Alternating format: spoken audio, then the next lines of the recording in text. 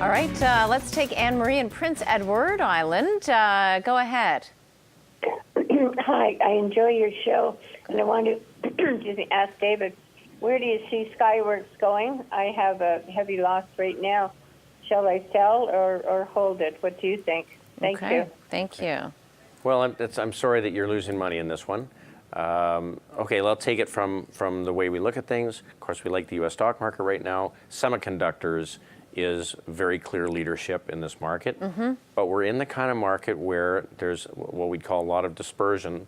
Lots of stocks doing well, lots of stocks doing poorly, and you really, I think, right now have to be in the right spaces. So I like the fact that Skyworks is selling into handsets and automotive. I like that because both are growing. But I'm going to give you a top pick today, one of our three, that I would use as a replacement for Skyworks because of their competitive position. I won't use the name yet, so you have to watch. Yeah, definitely. But I think that you could even dollar trade one to the other, and you're probably in a better spot. What do you mean dollar trade? Well, I'm just saying you'd be better to take the money you've got in Skyworks today, roll it into one of our top choices today, and I'll try and explain why when we get to top picks. And obviously you think that the fundamentals and everything working with the other company is better, but let me ask you this, with Skyworks, how much down, I haven't looked at it in quite some time, but how much downside do you see to the stock was 110 at 65. It was 110 a year ago. Okay. In the meantime, one of their competitors has taken a more dominant role in handsets and in automotive. And so I think that there's a good runway for them and less attractive. So Skyworks is likely to see revenue decline over the next year and earnings decline. And most people who are buying semiconductors are looking for growth. Yeah, okay. And it is interesting that it hasn't performed the way the others have, because the stocks has been one of the outperformers for sure. That's okay, that says a lot. Let's take another caller. Natalie, go ahead.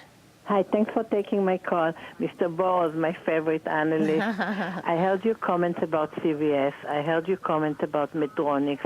I'd like to know what to do. I purchased Walgreens at 88 last summer, and it seems to be going nowhere. What should I do? Should I switch to something else? Should I continue to hold, or should I buy Medtronics? I very much value your opinion. Thank you very much. Okay, so two different animals. First of all, if I given a choice of Walgreens Boots Alliance or CVS, Walgreens Boots Alliance. Yep. Okay.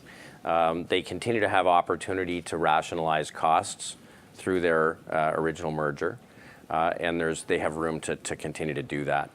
They're going to grow their earnings 12 or 13% next year and probably 12 to 15% the year following. So I think that's not so bad. You get a 1.7% dividend.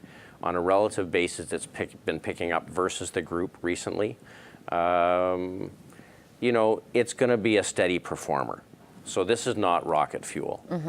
Medtronic is going to be a higher growth stock.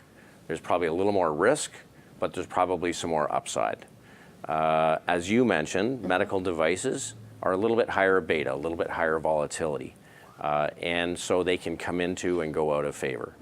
But I would say that in the market that we're in currently, medical devices are very attractive, and I do like them for capital appreciation. Walgreens is going to be more of total return, steady Eddie. Okay. So they're both good.